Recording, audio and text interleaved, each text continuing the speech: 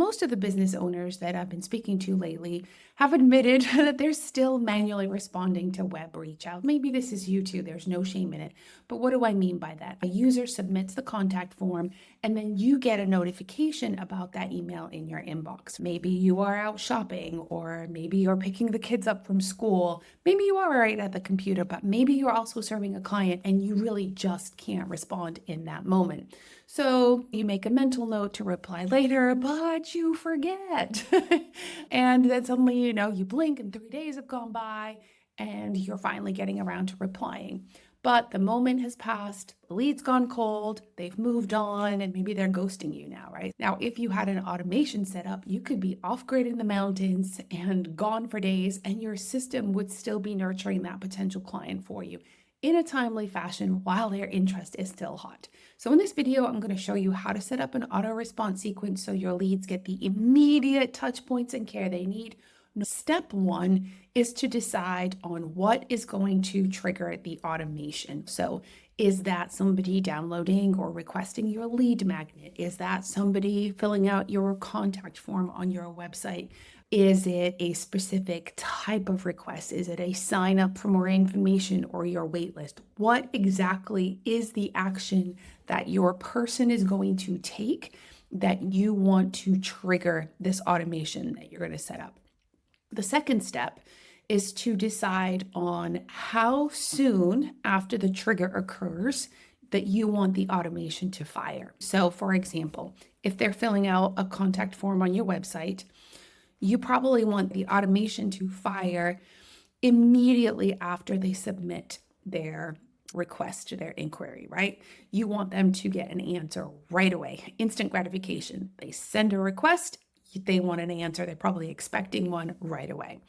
Similarly, if somebody requests your lead magnet, you want them to immediately get access to it. You don't want them sitting there for days and days, because if they don't get it right away, they'll probably forget about it and then they won't care anymore. So decide on how soon after the action occurs that you want the automation to fire. So step three is deciding what is next. Is it another email? Is it 3 more emails? And this kind of goes along with step 4, which is really deciding on what you ultimately want to steer your person towards. So your lead magnet solves a problem, but it creates 2 new ones that only your signature or paid program can solve. And so now you need to let that person know that this solution exists for them and help them understand the steps to getting there. So maybe you need 2 more emails before you can make a pitch, right? Because ultimately you want to make a sale. I get that. That's what we're here for. But you don't want to, in the very first email, pitch your thing and try and sell them something that's gross. That's like walking into Starbucks and seeing somebody in line and saying, hey, you want to go on a date? Like, no, you don't want to do that. So figure out what it is you want to ultimately steer your people towards and what it is that they need in order to get there. Where are they in their journey now? This depends on the thing that you're offering, right? Or the reach out that you're getting. And then, maybe does it take 2 emails? Does it take 3 emails? Does it need 5 more emails? You can decide. I typically don't recommend more than 5 emails. 3 to 5 is really a good estimate of how many emails you should send. And you shouldn't send them daily. You shouldn't send them all in the same day. You really want to space them out. So step 3, deciding what you want next. Step 4 goes along with that, deciding what you ultimately want to steer your person towards.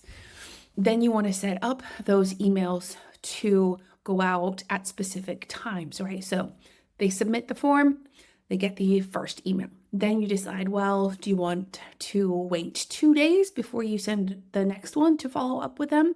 And then after that one goes, then how many days? Another 2 days, the next day, 3 days, a week later? Going to sit down and you really have to map that out before you can set up that automation so that you're setting yourself up for maximum success.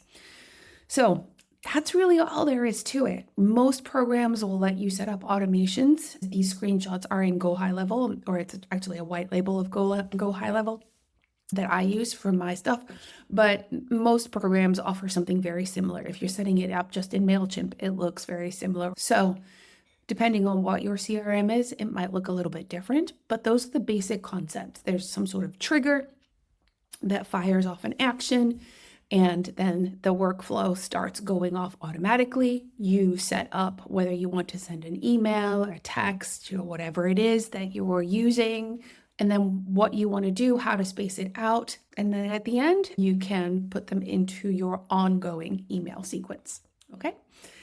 And then the last step is celebrate. You've accomplished it. You're done. So now you have an automated workflow set up to nurture and respond to your leads, whether you're sitting at your computer or recharging at the spa. If you have any questions, let me know below. And if this video was helpful, please hit like and subscribe, and I'll catch you in the next one. Ciao.